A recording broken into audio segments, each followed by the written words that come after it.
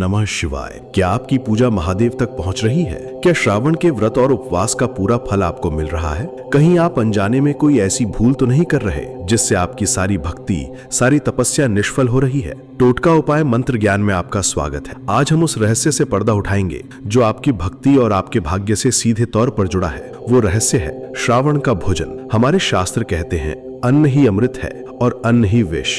श्रावण के महीने में आप जो खाते हैं वो या तो आपकी पूजा को महादेव तक पहुंचा सकता है या उसे रास्ते में ही रोक सकता है। इस वीडियो को एक क्षण के लिए भी स्किप मत करना, क्योंकि आज हम उन 5 वर्जित चीजों के बारे में बताएंगे जिनका सेवन श्रावण में करने से महादेव रुष्ट हो सकते हैं और आपको पुण्य की जगह पाप का भागी बना सकते हैं। दोस्तों, अगर अभी तक हमारे साथ सब्सक्राइब करके नहीं जुड़े हैं तो जुड़ जाइए, क्योंकि ऐसे ही ज्ञानवर्धक वीडियो प्रतिदिन आप लोड करते रहते हैं। जब भी कोई वीडियो अपलोड होगा तो आपके पास पहले पहुंचेंगे और उसे आप आसानी से देखकर लाभ उठा सकते हैं। दोस्तों, बस आपको मैं 5 मिनट ही टाइम मांगता हूं। इस वीडियो को बिना स्किप करके जरूर देखिए ताकि आपको दूसरा वीडियो देखने की कोई आवश्यकता न पड़े। श्रावण में 5 महागलतियां क्या बिल्कुल न खाएं। पहली और सबसे बड़ी भूल, मांसाहार अमुमदिरा। श्रावण का महीना सृजन का महीना है, जीवन का उत्सव है। ऐसे में किसी भी जीव की हत्या करके उसके मांस का भक्षण करना प्रकृति के नियम के विरुद्ध है। ये केवल भोजन नहीं है, ये एक जीव की मृत्यु है। मांसाहार शरीर में तामसिक ऊर्जा यानी क्रोध,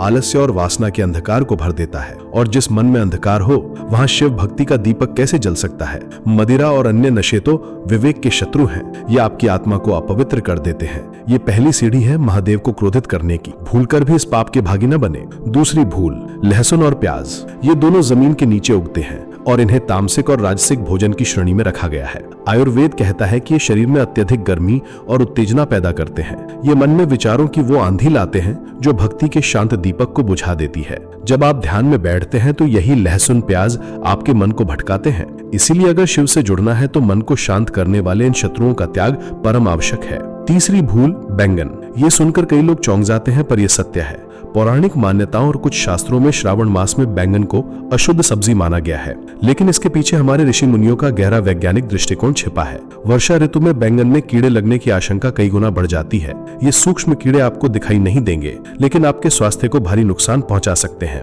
हमारे पूर्वजों ने धर्म के माध्यम से हमें इस स्वास्थ्य रक्षा के नियम को सिखाया। चौथी और सबसे आश्चर्यजनक भूल, हरी पत्तेदार सब्जियां। जी हाँ, आपने सही सुना। पालक, मेथी, बथुआ, साग, ये सब श्रावण में वर्जित है। क्यों? क्योंकि बारिश का पानी इन पत्तों पर रुकता है और अपने साथ लाता है अनगिनत बैक्टीरिया, गंदगी और सूक्ष्म जीव। इन्हें कितना भी धो लें, कुछ अशुद्धियां रह ही जाती हैं जो पेट के गंभीर रोगों का कारण बनती हैं। कमजोर पाचन शक्ति वाले इस मौसम में ये आपके शरीर के लिए विष समान हो सकती हैं। पांचवी भूल, कढ़ी। अक्सर लोग व्रत में दही खाते हैं, लेकिन कढ़ी से परहेज करने को कहा जाता है। दही में बेसन मिलाकर उसे देर तक गर्म करने की प्रक्रिया आयुर्वेद के अनुसार इस मौसम में वात दोष को बढ़ाती है। इसे एक भारी और तामसिक भोजन माना जाता है जो शरीर में आलस्य पैदा करता है और पाचन तंत्र पर बोझ डालता है।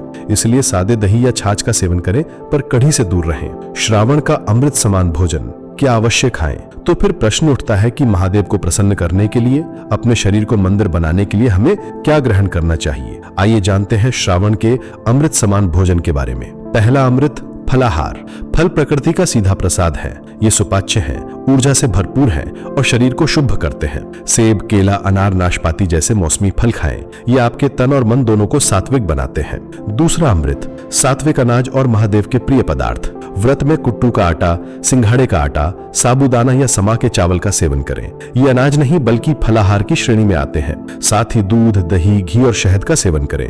ये वो दिव्य पदार्थ हैं जिनसे हम स्वयं महादेव का अभिषेक करते हैं। इन्हें ग्रहण करना मानो महादेव का प्रसाद पाना है। आहार के पीछे का गहरा आध्यात्मिक सत्य याद रखिए, श्रावण का आहार केवल पेट भरने का साधन नहीं, ये चेतना को बदलने का एक विज्ञान है। जब आप सात्विक भोजन करते हैं तो आप अपने शरीर के पृथ्वी, जल, अग्नि, वायु और आकाश, इन 5 तत्वों को शुद्ध करते हैं। शुद्ध आहार से शुद्ध मन बनता है, शुद्ध मन से स्थिर विचार आते हैं और स्थिर विचारों से ही शिव का ध्यान संभव है। आपका शरीर एक मंदिर है और आप इस महीने जो भी खाते हैं वो उस मंदिर में चढ़ाया जाने वाला भोग है। तय आपको करना है कि आप अपने इष्ट को सात्विक भोग चढ़ाएंगे या तामसिक। निष्कर्ष और संकल्प। तो मेरे शिव भक्तों, इस श्रावण केवल पूजा की थाली ही नहीं, अपनी भोजन की थाली को भी सात्विक बनाएं।